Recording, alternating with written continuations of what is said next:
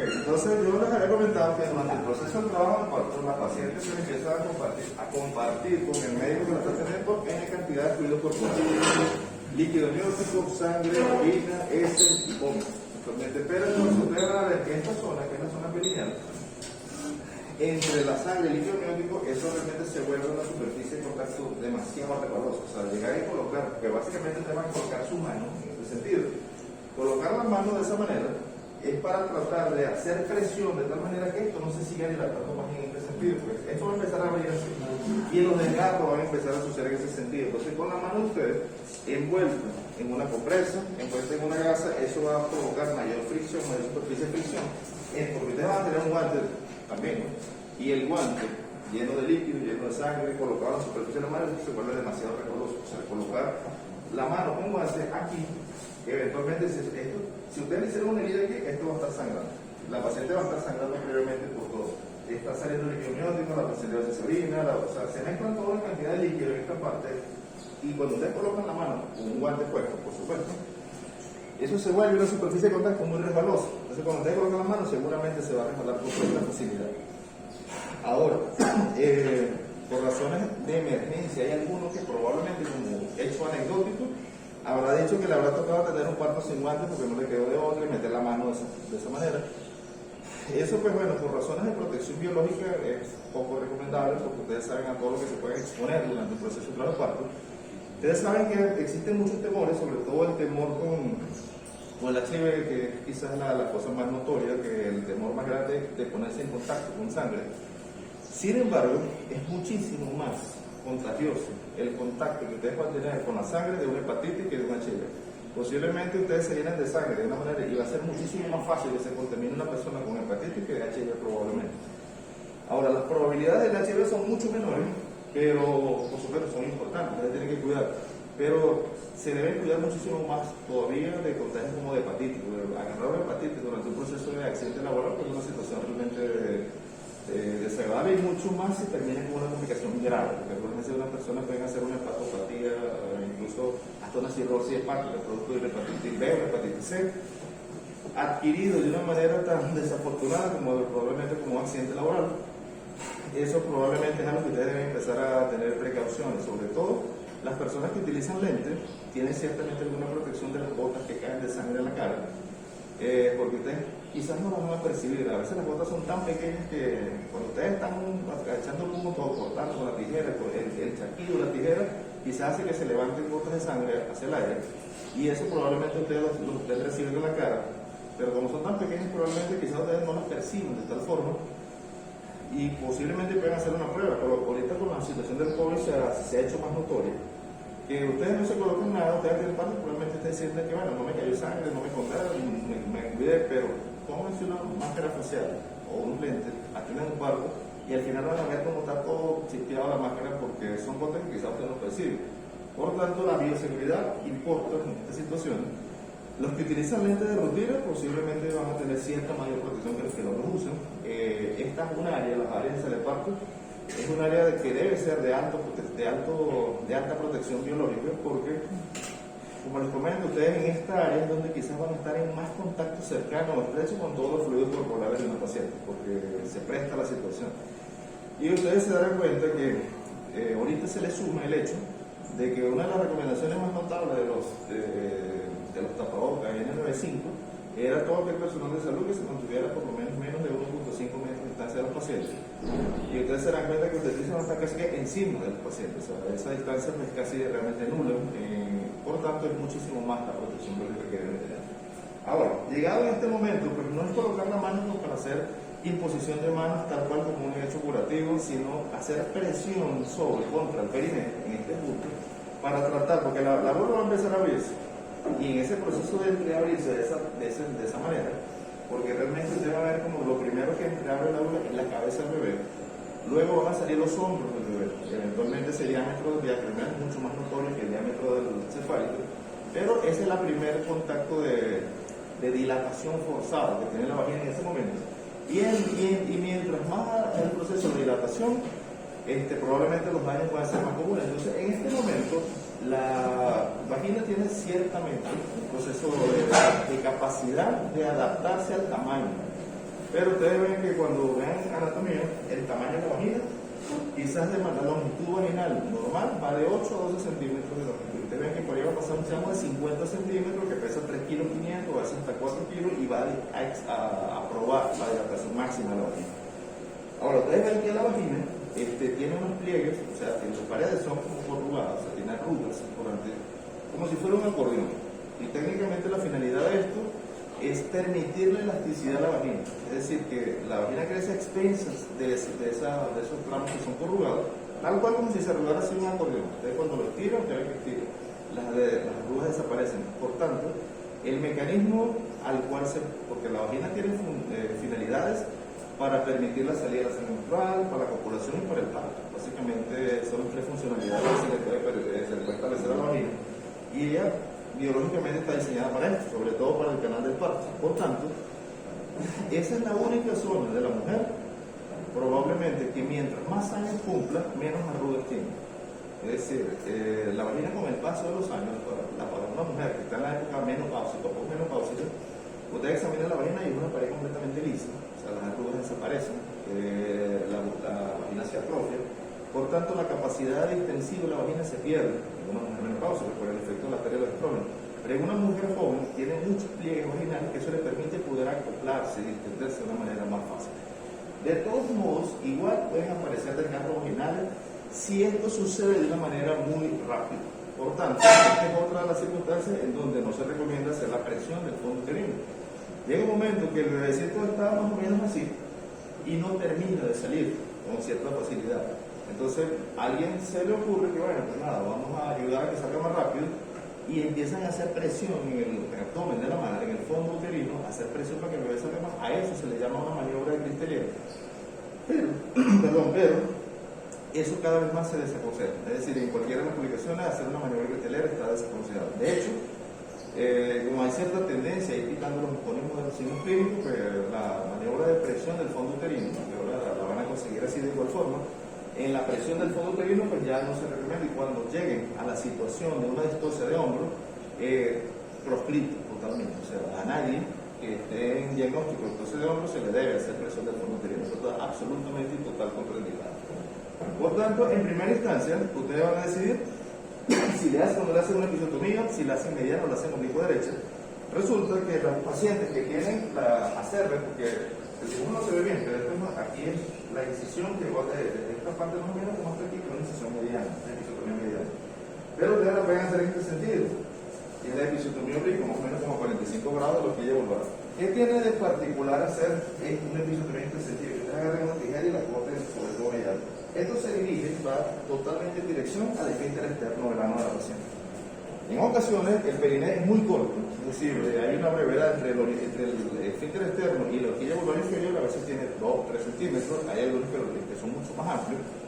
Por lo tanto, cuando ustedes hacen una episiotomía, realmente pueden acercarse de manera muy peligrosa al esfínter externo, y si la herida se extiende en ese sentido, pues va a romper el esfínter externo, va a lacerar el esfínter externo y a veces puede provocar una lesión rectal en su totalidad.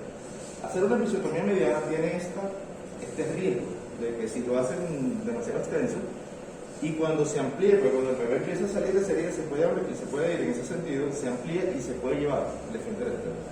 Ahora, uno de los beneficios de hacer una episiotomía es que ustedes pueden controlar en dónde se va a provocar la lesión. Es decir, ustedes hacen una herida aquí, echan una tijera aquí, esto abre, cuando esto empiece a dilatar se va a seguir abriendo por ahí.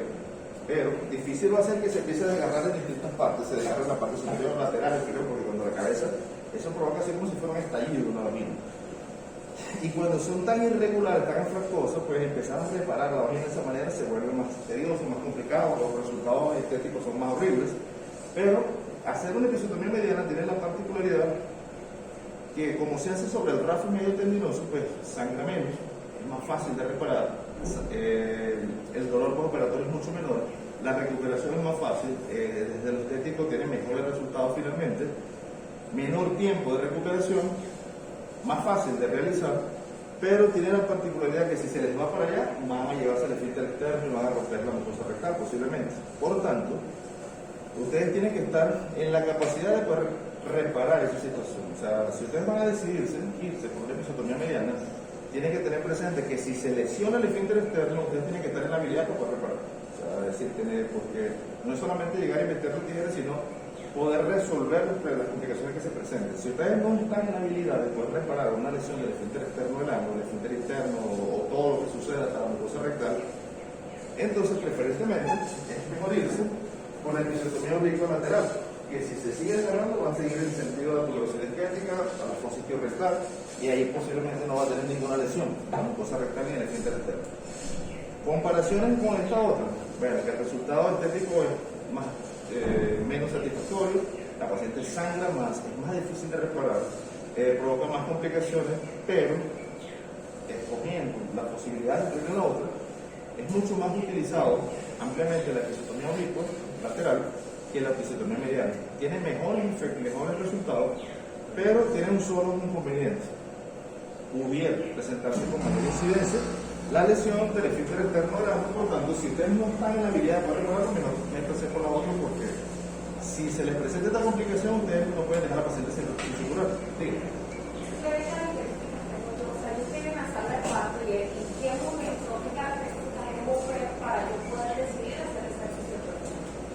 Cuando la paciente más o menos, antes que llegue hasta este extremo, o sea, un poquito menos, que se vea por lo menos 4 centímetros de la cabeza, la burla está cerrada.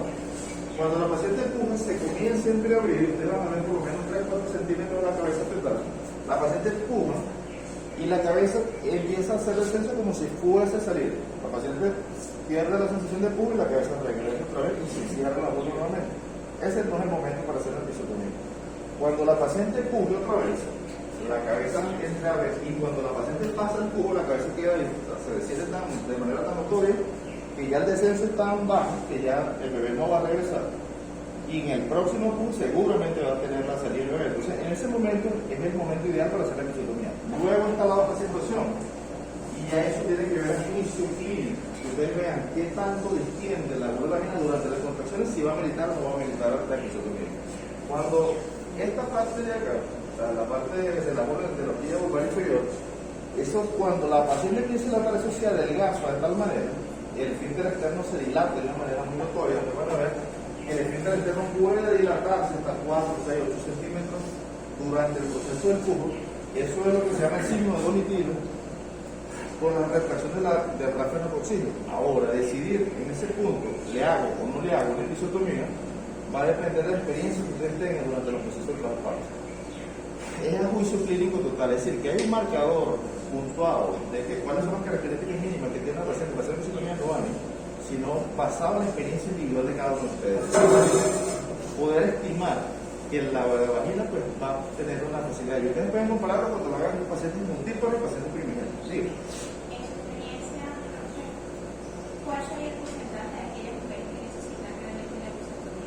Las pacientes que ya han tenido más de 2 partos casi nunca las necesitan. Que tienen más de 2 partos casi nunca necesitan episiotomía. De hecho, a veces incluso hasta paren solos, porque bueno, por razones individuales, tienen un parto y uno la revisa y no se les desgarra la vagina, no tienen ni de piel ni mucosa. Puede pasar oculto que, como la piel está íntegra, ocurrir un desgarro muscular que no se ve eventualmente y eso transformarse en un hematoma. Ahora, si eso sucede, pues ya se sabe que hay que explorar, hay que abrir y poder reparar todo lo que está pasando. Las pacientes de más de 2 partos casi nunca necesitan una episiotomía. Ahora, la dificultad está en las pacientes primerizas. Entonces, ustedes tienen que ver, sobre todo las pacientes que son pequeñas, o sea, pequeñas son menos de 1,50 de estatura. Esas ya tienen ciertamente algo de dificultad para los partos, probablemente van a necesitar una episiotomía. Los fetos que tengan pesos mayores a 3.500, pesos estimados previamente, es decir, que ustedes durante el control de parto necesitan saber cuántos pesos están estimados del bebé que van a hacer. Lo pueden estimar por ecografía, que tengan una ecografía de ese momento, o midiendo la altura uterina, comparándola con la circunferencia abdominal. Y luego, la altura uterina previamente de la paciente también es sospechosa. Entonces, fetos grandes, fetos gemelares, mujeres de baja estatura, seguramente son las que sean primerizas, hablando de mujeres primerizas, son las que tienen quizás mayor riesgo de tener una episiotomía. Pero finalmente, luego, van a tener que ir al juicio clínico de ustedes, porque hemos tenido la oportunidad de ver muchachas de 13 años de edad primerizas que no han necesitado episiotomía, que aparentemente quizás no cumplen con todos los criterios, pero buen tamaño de la muchacha, buena capacidad pélvica, el par se suscita respetando los tiempos fisiológicos, porque el acelerar el proceso del parto, es decir, distender la vagina de manera súbita, por supuesto va a producirle más daño que si va dilatando progresivamente. Es decir, que ese famoso segundo periodo de trabajo de parto debe ir la cabeza descendiendo, más o menos el descenso como 1 centímetro por hora. Por tanto, la dilatación progresiva y de manera lenta, pero efectiva y dinámica, hace que la vagina se adapte de mejor forma a que si ustedes empiezan a presionar para sacar el bebé de manera súbita, de forma muy rápida. El pene expulsivo rápido, que puede provocar tanto lesiones en la madre como lesiones en el feto. Es decir, desgarros muy notables en la del parto de la mujer y hemorragias intracerebrales en el feto en ocasiones. Por tanto, gana más importancia en no forzar la salida del bebé. Es decir, si ustedes vienen que el bebé viene saliendo progresivamente, eso ayuda a que la vagina se vaya dilatando progresivamente, se vaya adaptando al feto, que ustedes vengan y le metan presión al feto para sacarlo de manera súbita muy rápida. Esa es otra situación que daña el canal del parto. Luego, en primera instancia hacer esto, hacerle presión con la mano más hábil de ustedes, decir que ustedes, las personas que son derechas, se ponen una compresa en la mano derecha, hacen presión contra el periné para provocar menor tracción en el sentido axial, y luego, cuando la cabeza finalmente sale, ustedes con esta mano, la otra mano, que es la mano izquierda en una ocasión, hacer que el periodo expulsivo no sea tan súbito, es decir, con esta mano te van como a ir frenando la salida de la cabeza, pero no frenándolo para detenerlo totalmente, sino provocar que sea más lento la salida del bebé. Y luego, si ustedes logran presionar un poco más el ángulo de la cabeza en este sentido, eso hace que salga con mayor facilidad. Entonces, aumentar el ángulo de flexión, disminuir la velocidad de expulsión, hacer presión contra el periné para disminuir el sentido de la tracción axial, eso sería lo que se conoce como finalmente la protección del periné. Es decir, debería ofrecérsele a todos los pacientes. Sin embargo, como les comento, hay pacientes que pues nada, a veces llega tan rápido la situación que no se presenta y no se puede hacer. Entonces, la episiotomía no es de uso rutinario. O sea, es decir, que a toda paciente primeriza se debe darse una episiotomía, pero no. Hay pacientes primerizas que no van a necesitar una episiotomía. Por tanto, al final es el juicio clínico la decisión de tomar si ustedes consideran si va o no. Luego, la protección del periné, es decir, presión contra el periné con la mano envuelta en una compresa, disminuir la velocidad de salida de la cabeza con la otra mano y aumentar el grado de flexión de la cabeza para evitar tanto lesiones fetales como lesiones maternas. Cuando ustedes tienen el bebé, ya que termina de salir finalmente, viene el otro fenómeno, que es uno. Ustedes agarran el chamo y lo tienen ya en sus manos. El bebecito lo tienen aquí llorando, puede ser que lo agarren por el tórax, por los brazos, lo agarren por los pies, hay varias modalidades de tener el bebé. Pero se recomendaba que uno tuviera el bebé más o menos a la altura de la vagina de la madre. Si el chamo termina de salir, y mantenerlo a esa misma altura, porque básicamente ustedes van a estar parados frente a la mujer que está atrás, pero ustedes tienen el bebé, lo tienen aquí en las manos. Mantener el bebé a esta altura para tratar de disminuir que si ustedes bajaban mucho el bebé, empezara a tener una hiperperfusión, y si lo mantenían por encima del nivel donde está pasando, porque el bebé está conectado por el cordón umbilical todavía a la madre, la placenta. Si ustedes lo hacen por encima del abdomen materno, entonces el bebé empezaba como por gravedad, ahora hay más sangre, el bebé hacia la madre por regresión y perdía hemoglobina, o sea, como que se exsanguinaba el bebecito técnicamente. Luego se demostró que no hay un fenómeno notable en esto, se mantiene el bebé por encima, por debajo de la altura, pues eventualmente no representa un cambio significativo, sobre todo el tenerlo por encima era la duda, porque ¿qué pasaba? Cuando ustedes tienen el bebé en la mano, las modificaciones de la ley ahora, antes decía evitar el apego precoz, que era la palabra que utilizaban en los términos de la ley de protección de violencia contra la mujer, ahora la palabra cambió y dice el apego inmediato, o sea, le cambiaron el término precoz por inmediato. Y si ustedes eventualmente evitan el apego inmediato y el confianza de la madre con el chamo, ustedes pueden incurrir en lo que se denominaba violencia obstétrica. Por tanto, alzar el bebé, lo tienen en las manos, colóquenselo en el abdomen a la mujer inmediatamente y se acaba el problema. Ya tienen contacto piel con piel inmediato la madre con su chamo. Esa es la manera de resolver esto, incluso desde lo legal. Y por supuesto, usted tiene un besito en la mano que se le puede reparar. ¿Perdón? ¿Eso? Sí, pero disculpe, pero de verdad, o sea, de verdad debería, luego de que el bebé sale, dárselo a la madre, colocárselo a la madre. Bueno, hay seis causales de violencia obstétrica, desde lo legal, y uno de ellos es evitar el apego inmediato, que es el confianza del feto con la mamá. del niño con la madre. Es decir, cuando estamos hablando del apego inmediato, antes hablamos de una hora. Ahora la ley se tipificó y la modificaron. El año pasado dice el apego inmediato, es la palabra que realmente utiliza la tipificación legal, y eso se clasifica como violencia obstétrica, evitar el apego inmediato de la madre con el bebé.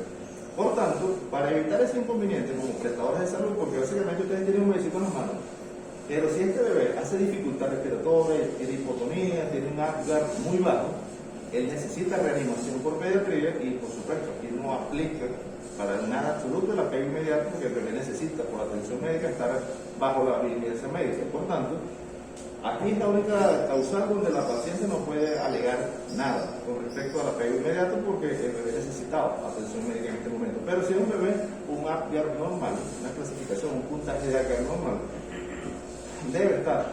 Incluso la ley dice cargarlo, amamantarlo de forma inmediata. O sea, todo lo que uno haga evitando el apego inmediato, que lo cargarlo, amamantarlo, porque de hecho al final la ley dice que debe ser en lenguaje inclusivo, porque ahora como tenemos circunstancias del lenguaje inclusivo, pues bueno, ahora todos los artículos los redactaron de forma inclusiva. Por tanto, para evitar ese inconveniente, salió el bebé, póngaselo en el abdomen de la madre. ¿Listo?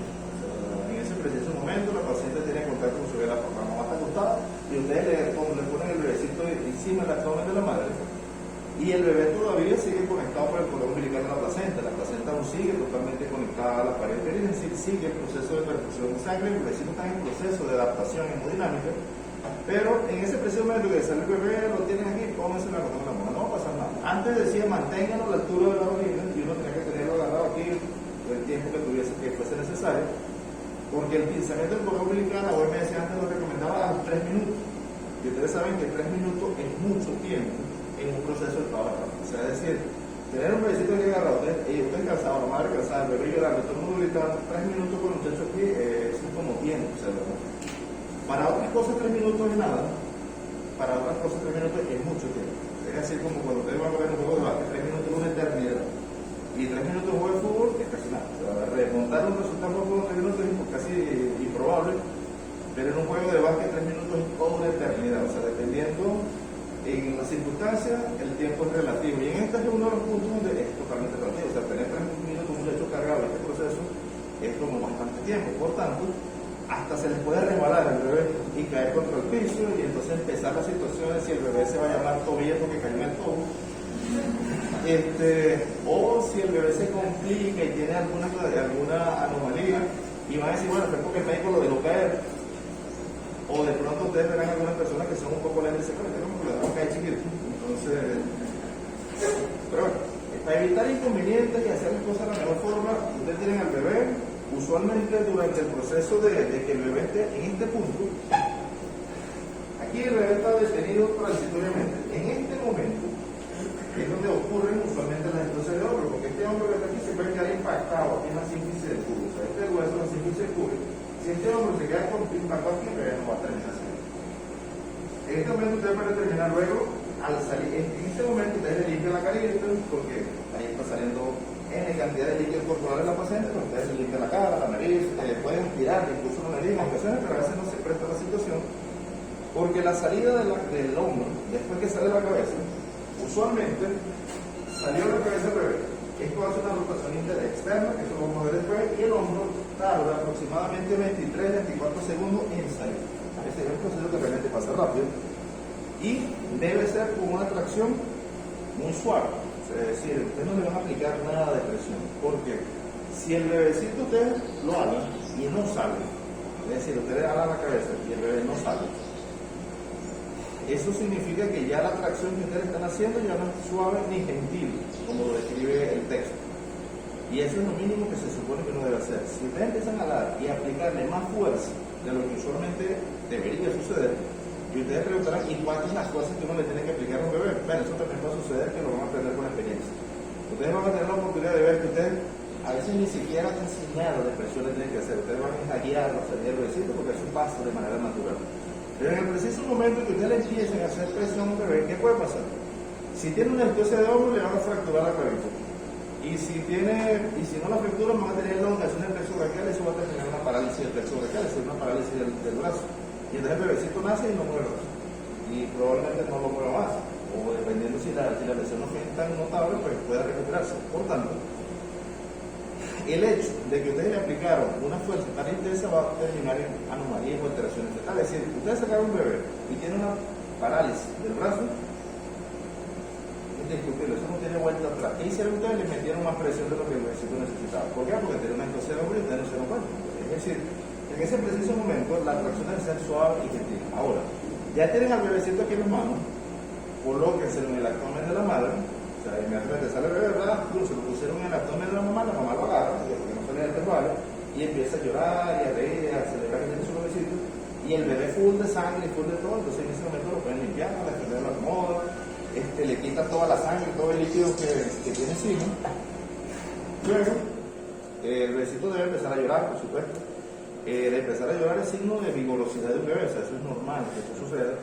Y ustedes verifican el color de la piel, porque si está cianótico, si está rosado, eventualmente le hacen el puntaje de agar en ese momento y verifiquen si el bebé es un bebé vigoroso, se mueve, llora, respira correctamente, tiene una frecuencia correcta. Y viene la situación del pinzamiento del cordón umbilical. Es decir, el bebecito está conectado todavía a través del cordón umbilical con la placenta de la madre y la placenta aún no se ha desprendido y aún sigue el proceso de pasar sangre de la madre hacia el feto.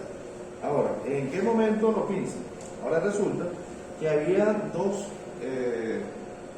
propuestas. Una es el pinzamiento tardío y otra es el pinzamiento precoz.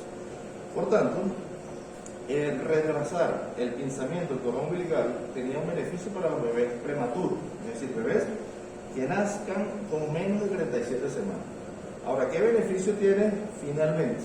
Que eventualmente, si uno le permite un paso de sangre durante por lo menos 3 minutos más a un bebé, eso mejora los niveles de sangre y las reservas de hierro del feto prematuro, porque lamentablemente los fetos prematuros son los que están con mayor riesgo de recibir transfusiones de sangre en las unidades de cuidados intensivos. O sea, todos los bebés prematuros, la mayoría, terminan con anemia, terminan recibiendo concentrados de paquetes globulares, hemoderivados en general.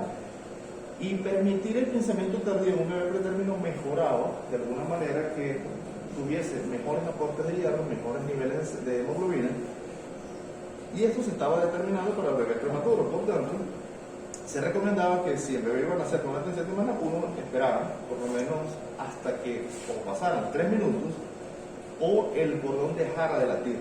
O sea, si ustedes agarran el cordón umbilical en sus manos, ustedes sienten que está pulsando, tal cual como si se tomaran el pulso en alguna parte. Ustedes toman el cordón y el cordón pulsa, tal cual, el latido de la contracción. Cuando esto deja de pasar, es decir, nada, se desprendió la placenta, ya se acabó el pasaje de sangre madre-feto, o madre-hijo en este momento, pues ya no tiene ningún sentido que el bebecito siga conectado a la placenta, entonces en ese momento pisan y cortan el cordón. La otra es o que pasaran los 3 minutos o que dejara de latir el cordón. Si el cordón deja de latir a los 30, 60 segundos, pues listo, en ese momento lo hace. Ahora, definir qué era pensamiento temprano y qué era pensamiento tardío, la OMS había recomendado hace mucho tiempo que esperar 3 minutos para pinzar el cordón. Luego se llegó al punto de que 30-60 segundos pudiera ser una opción. Por tanto, podemos coincidir que nos podemos quedar con el 60 segundos como mínimo para hacer el pinzamiento del cordón umbilical. Es decir, en ocasiones el bebé sale, ustedes lo tienen aquí en la mano, y de una vez pinzaron el cordón y lo cortaban, o sea, no pasaba nada de tiempo por el proceso de desesperación, de alegría, lo que fuera, o del susto que hubiese, inmediatamente pinzaron el cordón. Y esto era hacer el pinzamiento temprano, el pinzamiento precoz, cuando se hace con menos de 60 segundos o menos de un minuto, pero existen condiciones que los obligan a ustedes a tomar esta decisión. Por ejemplo, un bebé que es RH positivo y una madre que es RH negativo tienen compatibilidad de factor RH, y eso sucede cuando la madre es RH negativo. O sea, esa es la situación, porque hay compatibilidad de grupo y hay compatibilidad de factor. El grupo es el grupo ABO y el factor es el factor RH. El factor RH si es positivo, si es negativo, y los grupos son los grupos ABO. Hay madres que hacen la incompatibilidad del factor del RH es más grave que la incompatibilidad de grupo. De hecho, hay incompatibilidad de grupo que son protectoras contra la incompatibilidad del factor. Entonces, la paciente que es RH negativo tiene una sangre que es diferente a la del bebé si el bebé naciera RH positivo. Entonces, toda madre RH negativo debe tener se le debe colocar un medicamento para mitigar la respuesta inmunológica, que es el Roban, lo que ustedes conocen, que usualmente denomina que es como una vacuna, pero básicamente no lo es, pero tiene una funcionalidad inmunológica que pareciera que actúa como tal y la gente la conoce de esta forma.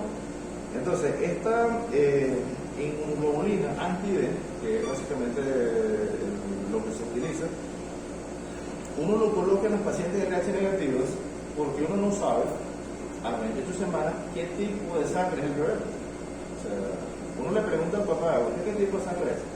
RH positivo. Ahora, entonces resulta que para ser RH negativo, la persona tiene que ser homocigota recesivo. Es decir, para poder expresar el RH negativo, la persona tiene que ser homocigota recesivo para el gen del factor.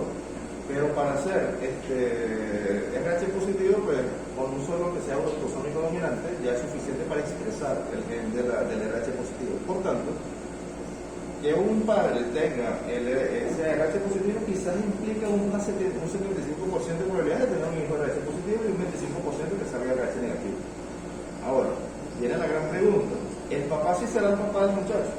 Es la situación, que el papá cree que es el papá, pero realmente sí será el papá. Esa es una duda establecida formal. Uno no lo puede decir así, pero el papá puede creer que él es el papá, pero de pronto no es. Entonces, quizás el papá es RH negativo, y ustedes ya saben que un papá RH negativo es homocigoto recesivo. La madre RH negativa es homocigota recesiva, y entre dos RH negativos, 100% de posibilidad que el bebé va a salir RH negativo. Es decir, si el papá es RH negativo y la mamá es RH negativo y un bebé sale RH positivo, aquí pasó algo, porque realmente las posibilidades genéticas no dan para eso. Entonces, ahora que un papá sea RH positivo, tiene un 75% que le salga positivo, un 25% que salga negativo. O sea, ahí no pasaría nada sospechoso si el bebé sale positivo o negativo. Caso contrario, si los dos son negativos, porque ahí sí son homocigotos recesivos ambos, y tiene que ser el 100% de posibilidad que el bebé salga negativo. Pero como existe una posibilidad, cuando uno le hace el tipo de sangre a la madre, es RH negativo, y cuando se le hace al papá, es RH positivo, entonces uno sabe que existe un 75% de riesgo que el bebé salga positivo como el papá. Y si eso es así, el bebé va a ser una incompatibilidad con la madre, si el bebé fuera RH positivo. Pero como nosotros vamos a ver, cuando a 28 semanas le ponemos el robo de manera preventiva a la mujer para evitar que se sensibilice, es decir, que la madre haga una respuesta inmunológica contra este bebé. Resulta que la madre, cuando entra en contacto la sangre fetal, es decir, la sangre fetal que es RH negativo, entra al torrente sanguíneo de la mamá, porque es un sangrado, amenaza aborto, desprendimiento placentario, o eventualmente durante el parto, que hay un sangrero, por supuesto, por todas partes, y se mezcla la sangre de la madre con el feto. En ese preciso momento, porque ustedes recuerden que la sangre fetal no se mezcla nunca con la de la mamá. O sea, la sangre del feto es del feto y la sangre de la madre es de la madre. Esa barrera fetoplacentaria impide que la sangre fetal se mezcle con la de la madre, o sea, están absolutamente individualizados. La sangre del feto es el feto y la sangre de la madre es la madre. Esa sangre nunca se mezcla. Es realmente muy romántico decir que mi hijo es sangre de mi sangre, pero eso es mentira, porque la sangre de la mamá nunca se mezcla con el bebé. Es decir, la sangre del feto es la del feto y la mamá es la de la mamá, pero desde el punto de vista poético y romántico está bien decirlo, pero cuando esto se mezcla, entonces la madre, como entra un cuerpo extraño a su circulación, la madre actúa en consecuencia. Es decir, su sistema inmunológico se activa para eliminar provoca anticuerpos, para que degraden y eliminen esos eritrocitos que son ajenos a la sangre de la madre. Entonces los anticuerpos empiezan a producir la inmunoglobulina, que es la inmunoglobulina G, la inmunoglobulina M, pero la inmunoglobulina M eventualmente es un tamaño muy notorio que no pasa la barrera fetoplacentaria, por tanto no entra en circulación con el feto. La inmunoglobulina G es de menor peso, eso sí va a atravesar la barrera fetoplacentaria, pero eso va a tardar probablemente quizás unas 12 semanas o más. Por tanto, es decir que es posible que no ocurra que las inmunoglobulinas de la madre pasen al feto para eliminar los eritrocitos. Pero eso significa que si la madre es primeriza, es incompatible con la sangre, hizo una reacción inmunológica, a este bebé no le haga nada. El bebé va a terminar porque los anticuerpos no van a pasar. Pero como queda una respuesta inmunológica en la memoria de la madre, cuando ella vuelva a tener otro embarazo y el bebecito sea RH positivo, la madre va a empezar inmediatamente a activar su sistema inmunológico, va a producir la inmunidad G de una manera mucho más rápida, y eso sí va a pasar.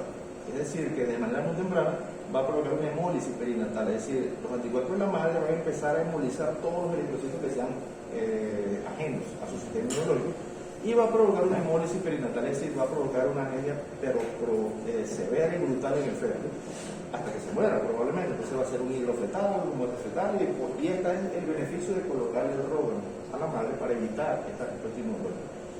Ahora, uno lo coloca a las 28 semanas, o lo coloca al nacer si no corrobora el tipo de sangre. Pero, sin embargo, cuando el bebé sale, ustedes deben pinzar eso de manera precoz para aminorar el riesgo de intercambio de sangre entre la madre y el feto. Esa sería una justificación para hacer el pinzamiento lo más rápido que se pueda. El feto, RH, pues, la madre, RH negativo. Es decir, cuando hay un riesgo de su inmunización RH, ustedes deben hacer un pinzamiento lo más rápido que se pueda para evitar este proceso. Por tanto, esas serían quizás las indicaciones. Que la madre tenga una hepatitis B, que la madre sea HIV, o sea, cualquier riesgo infeccioso necesita pinzar de manera muy rápida, muy precoz.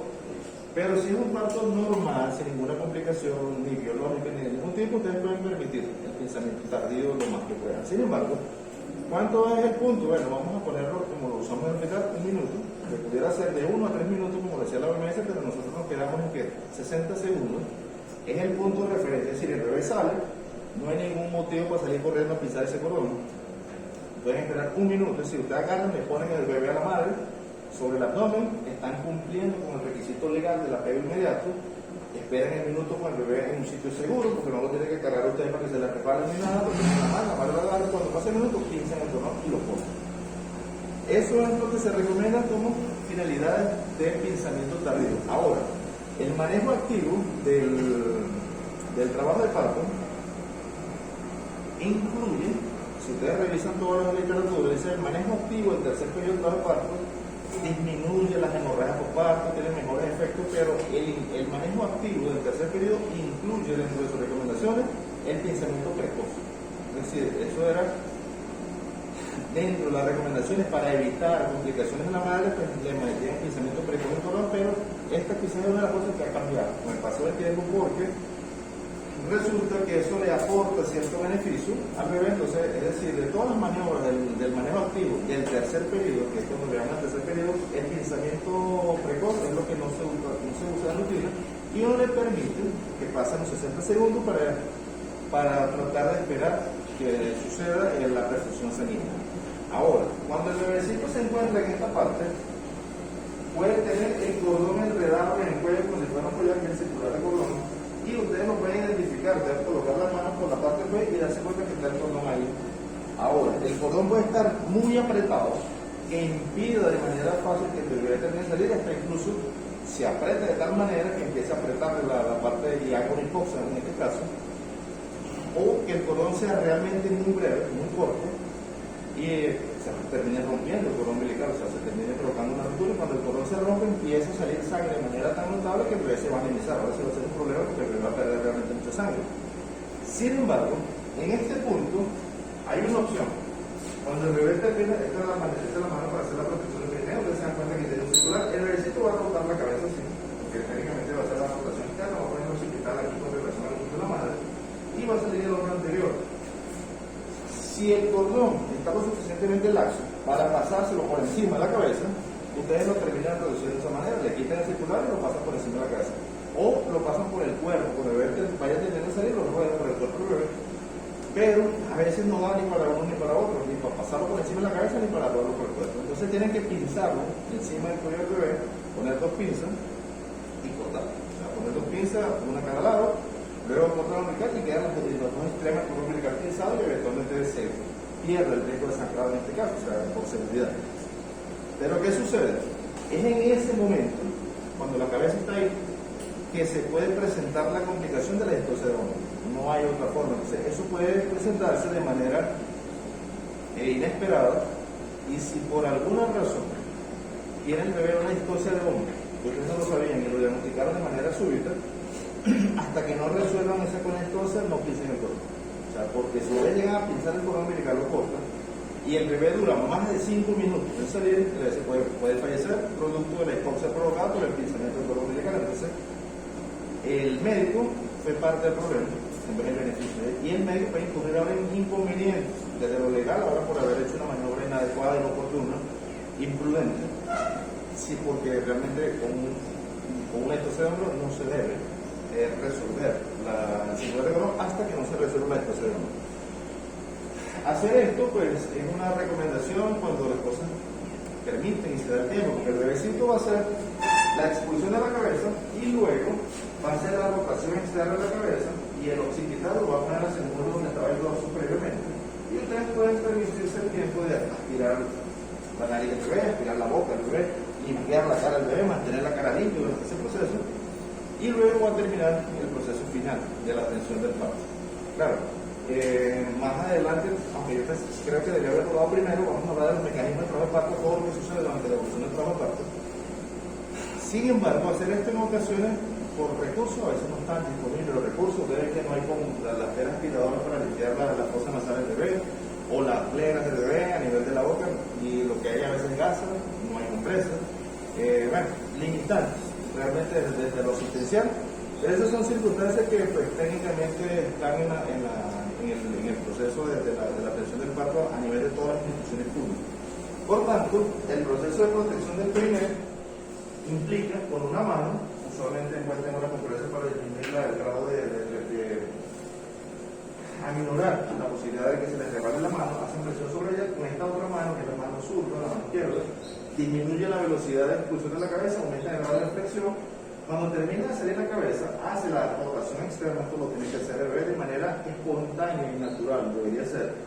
Y el bebecito gira la cabeza con el occipital en relación, y a ver, estas aquí se grafican cómo se dilata el esfínter externo de una mujer de manera normal. Esto sucede en todas las mujeres que han trabajo de parto. El esfínter externo se dilata de tal manera que es a veces muy notorio, a veces, y el volumen dependerá de cada persona. Pero esto sucede por la retracción del tráfico tóxico, es un evento natural de todos los trabajos de parto. Por tanto, ahí también procede el proceso de evacuación de las mujeres en ocasiones de manera involuntaria.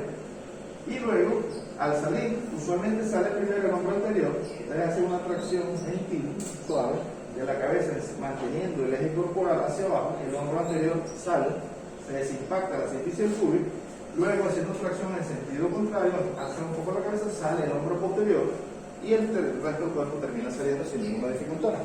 Por tanto, el proceso de salida del bebé debe ser, sale la cabeza, más o menos 23-24 segundos debe ser el proceso en que salga el hombro, a menos que este hombro de aquí, el hombro anterior, se impacte aquí en la sínfisis del pubis y haga una distorsión, es decir, no salga, se queda rascado, se queda impactado, y entonces ustedes necesitan establecer una serie de maniobras que hablaremos cuando hablemos del tema especial para poder desimpactar el hombro de la sínfisis del pubis de una mujer.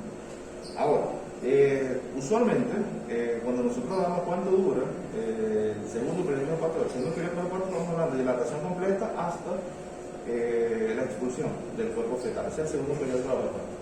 Sin embargo, las historias siempre, para la pediatría es mucho tiempo, que bueno, ya duramos 1 hora, duramos 2 horas, 3 horas en periodo expulsivo, eso es exageradamente tiempo, porque lo toma desde que básicamente está por salir la cabeza, y ese momento pues si tarda de 20 a 50 segundos posiblemente. Sin embargo, nosotros debemos establecer que desde lo conceptual y desde lo analítico, el proceso puede comenzar cuando la paciente se encuentra en el estación cero, es decir, a nivel de la espina ciática, si la dilatación está completa, puede ocurrir en ese momento. Y desde ese momento hasta que termine de pasar, pueden pasar 2 horas incluso. Es decir, que hay que definir los tiempos exactamente dependiendo y aglutinando todos el mismo idioma. Porque si nosotros decimos, ¿cuánto dura el periodo expulsivo? Ustedes escriben 2 horas, dicen 3 horas. Eso probablemente para algunas personas sea una exageración de tiempo y eso sea causal de por qué un bebé tiene una alteración, una hipoxia, una lesión, un trauma obstétrico. Por tanto, pediatría se manejaba con esto, es decir, ¿cuánto es el periodo expulsivo? De 20 a 50 minutos, es decir, que debería ser el tiempo. Sin embargo, que ustedes me digan, duré 3 horas en un periodo expulsivo, eso para pediatría es algo que no debe ser correcto, es algo para normal, pero las nuevas publicaciones, cuando establecemos lo que es las nuevas curvas de trabajo de parto, empezar a modificar criterios y es posible, es normal que pudiera pasar hasta 2 horas en una paciente múltiple, hasta 3 horas en una paciente primigente. Ahora, ustedes ven que hay programas de Discovery Channel que se pueden quedar eternamente los traen para ustedes, 1 día, 2 días, 3 días, pero monitorizados de manera extrema. Eso sucede en países que tienen los medios para esto. Nosotros técnicamente nos apegamos a la atención casi estrictamente de emergencia. Por tanto, Es importante eso, conocer que 2 horas puede ser una opción posible de tiempo esperado. Sin embargo, debe esperarse que ocurra el nacimiento dentro de las 3 horas del inicio de la fase activa del segundo periodo en una nulípara y 2 horas en una multípara. O sea, técnicamente esta es la conclusión a la que se llega recientemente para definir cuánto dura el segundo periodo de trabajo de parto en vista de las curvas que se establecen de esta manera. Está la otra situación, la paciente técnicamente presenta pubos involuntarios, o sea, la paciente en el momento que siente el descenso de la cabeza fetal, siente sensación de ir al baño de defecación y empieza a tener pubos involuntarios y muy comúnmente presenta evacuaciones en esos momentos. Ahora, como le comentaba, tener pubos gritando básicamente es lo que se denomina hacerlo a glotis abierta, y si la paciente puja sin gritar es lo que se denomina hacerlo pujo a glotis cerrada. Ahora, es más efectivo realizarlo a glotis cerrada que a glotis abierta. Pero en ese preciso momento, cuando usted tiene una mujer pegando gritos, insultando a todo el mundo, difícilmente les va a comprender a ustedes que la fisiología de la contracción uterina es mucho más efectiva si lo hace a glotis cerrada. Eso es algo que se supone que se debe hablar muchísimo antes, o por lo menos las pacientes que pasan por la preparación al parto, que es lo que se denomina en algunos sitios en la preparación neuropsicoprofiláctica del parto, donde las enseñan a respirar, cómo a pujar, cuál es la posición correcta, enseñarles cómo es la dinámica del parto, que básicamente no es tradición, no es cultura venezolana, pero ojalá lleguemos a ese pendiente para dar una experiencia más positiva del proceso de trabajo. Para este más o menos un gráfico que para explicar lo anterior, usualmente la paciente se consigue así con esta pubana y cuando presenta un tubo que dilata la vulva, la integral, pero probablemente no tanto como en la gráfica, quizás hasta unos 4 centímetros, y es el momento que ustedes pueden decidir para hacer la episiotomía. La paciente empieza a pujar y se muestra la cabeza, pasa el tubo y esto se vuelve a echar para atrás y vuelve a quedar así. Ese no es el momento de hacer la episiotomía. Luego cuando la paciente empieza a pujar, la cabeza desciende, de poder demostrar la cabeza del bebé, pasa el tubo y la cabeza quedó. Y en el próximo tubo seguramente va a ser el bebé, quizás este es el momento de hacer la episiotomía. Estos músculos se adelgazan de tal manera que si ustedes hacen la episiotomía aquí pueden llegar y romper el tejido interno si se prolonga mucho. O sea, es decir, determinar la distancia del perineo es importante. Si un perineo muy corto, eventualmente no hagan una episiotomía en un perineo muy corto, cuando es mediana, y se va por la episiotomía oblicua lateral, es decir, que se aleja del esfínter externo.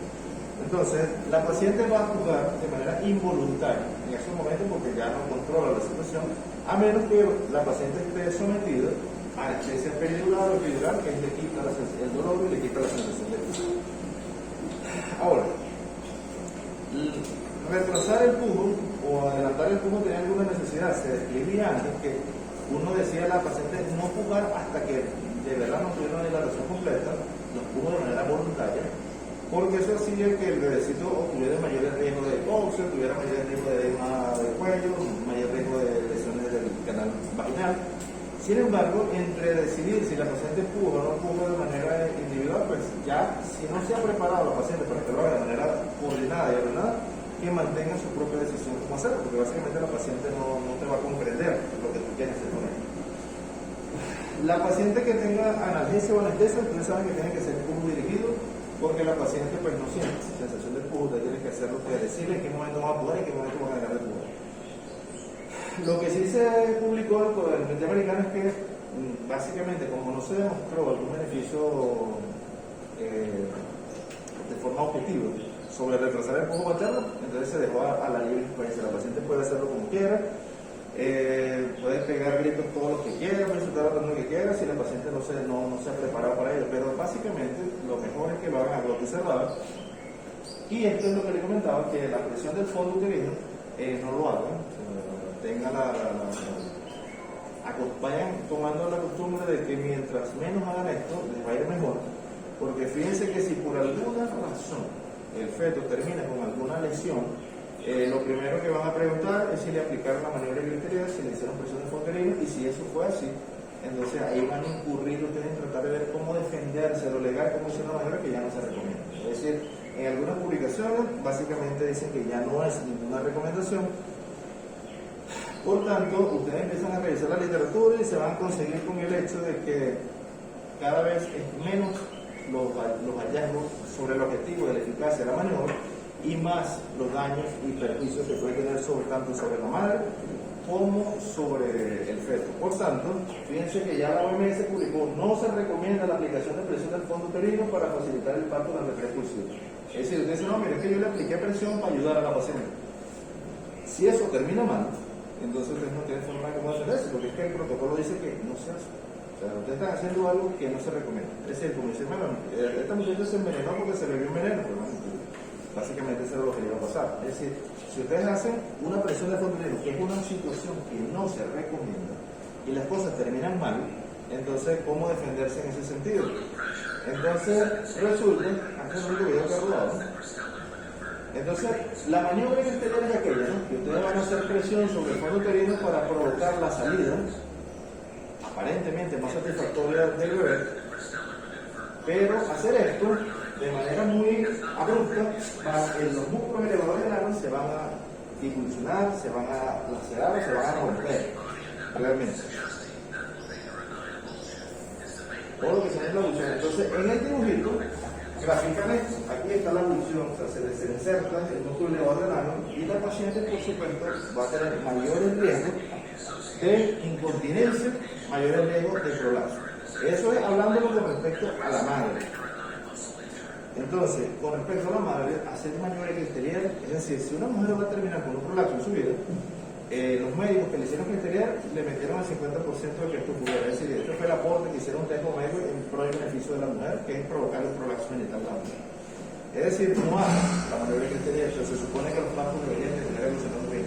Y si el parto está mal, y usted le mete exterior y agrava peor la situación, pues menos chance de defenderse de lo legal. Es decir, progresivamente empiezan a enfatizar con el hecho de que la maniobra exterior es una maniobra que ya no se recomienda. Es decir, el parto debe evolucionar de forma satisfactoria y positiva sin aplicar presiones en el fondo uterino, porque uno, el descenso lento pero progresivo del descenso de la cabeza ayuda a que la vagina se vaya adaptando mejor a la distensión. Si ustedes le meten presión y sacan el pedacito, por supuesto la vagina se va a extender de manera súbita, ¿y qué va a pasar? Se va a desgarrar y va a tener daño en el plano muscular de manera muy notable. Ustedes saben que los planos musculares no están en toda la vagina, o sea, los planos del piso pélvico están en el tercio inferior de la vagina. Desde el tercio inferior de la vagina hasta el fondo de la vagina, ahí no hay plano muscular, o sea, la distensión de la vagina básicamente va a dar en cualquier sentido. El plano muscular, la retención está en el piso pélvico y eso se encuentra en el tercio inferior de la vagina. Es decir, la masa muscular que va a detener el proceso del parto está en el tercio inferior. Desde el tercio inferior hasta el cuello, ahí no hay planos musculares que detengan el descenso de la cabeza. Es decir, la vagina se va a adaptar a lo que sea en ese lapso de espacio. El problema es en el tercio inferior de la vagina, que es donde debe adaptarse de manera específica. Ahora, entonces fíjense esto. Estas son las publicaciones como tratando de establecer pautas o recomendaciones para disminuir la incidencia de cesárea. Porque resulta que si ustedes dicen: mira, este bebé no sale, se paró, vamos a operar, vamos a hacerle una cesárea. Entonces resulta que en ese proceso de tratar de disminuir la cesárea, porque ahora resulta que hay demasiadas cesáreas en el mundo, o sea, cosa que no era así hace muchos años. Ahora ustedes pueden darse cuenta en una guardia que hay 15 cesáreas y 3 partos, cuando van a tener un contrato. Es decir, hay una tasa demasiado elevada de cesárea. Por tanto, tratando en ese proceso de tratar de disminuir el asunto de la cesárea, se publicó que no se identifica una duración máxima absoluta específica de tiempo en la segunda etapa del plan de parto, más allá del cual, después de haberse consumido ese tiempo, todas las mujeres deben someterse a un parto. ¿Qué significa esto? Es decir, que no hay ningún protocolo por ahora que justifique que dice: mira, si pasan 2 horas, operen. O sea, ningún protocolo dice eso. Mira, ¿cuál es el tiempo mínimo en donde a partir de ese momento ya listo, se acabó el tiempo de espera, vamos a operar? Porque pueden haber pasado varias cosas, varios factores, que la dinámica uterina se enlenteció, que la dinámica uterina desapareció, que pueden mejorar algunas cosas y promover que el parto termine. Es decir, que de pronto si se enlentece, pero va evolucionando dinámicamente, ustedes pueden darse la oportunidad de esperar, siempre y cuando el bienestar fetal y materno estén conservados. O sea, porque una cosa es que si el bebé empieza a hacer alteraciones en la frecuencia cardíaca, evacuaciones, riesgo de bienestar fetal en general, pues nada, si el bebé no termina de salir por abajo, tendrá que salir por arriba, o sea, tendrá que ser necesario. Entonces ahí interviene la parte del juicio clínico de igual manera. Entonces, antes de diagnosticar la detención del trabajo del parto, en esa segunda etapa, debe tener en consciente que debe estar al menos 2 horas de pujo en mujeres multípares y al menos 3 horas de pujo en mujeres nulíparas. Es decir, llegamos al punto del mismo. 2 horas multípares, 3 horas en nulíparas. Es decir, que ese debería ser el tiempo recomendado para decir que esto ya no está evolucionando satisfactoriamente. Y entonces, decidir si van al parto operatorio, que el parto operatorio será utilizar forceps, utilizar ventosa, utilizar algún método de extracción vía vaginal o ir a la resolución quirúrgica, que sería la cesárea finalmente. Entonces, viene el inconveniente. Usted dice, no, pero la primera opción es utilizar forceps.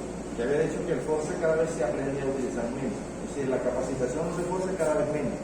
Es decir, entonces, mira, la opción entre parir, no se está pudiendo, vamos al forceps. Y si no se puede, vamos a la cesárea, realmente lo salta para la cesárea, porque técnicamente por el forceps no va a pasar, porque la capacitación del forceps cada vez es menor. Ahora, hay un punto donde se supone que era el punto de consenso para tratar de fomentar la enseñanza del uso de los forceps, era utilizar forceps de manera eventual en pacientes que no lo necesitan, sino desde el punto de vista académico. ¿Qué quiere decir esto? Un trabajo de parto que viene normal, dice, bueno, mira, vamos a ponerle un forceps a este muchacho para que vean cómo se pone el forceps en un parto normal, o sea, solamente como carácter demostrativo, en vivo, en un parto que está normal, para que los pacientes vayan teniendo habilidades, los médicos vayan teniendo habilidades con esto. Pero viene el inconveniente, es un parto normal que no necesita forceps, le vamos a aplicar un forceps solamente por un hecho académico y demostrativo.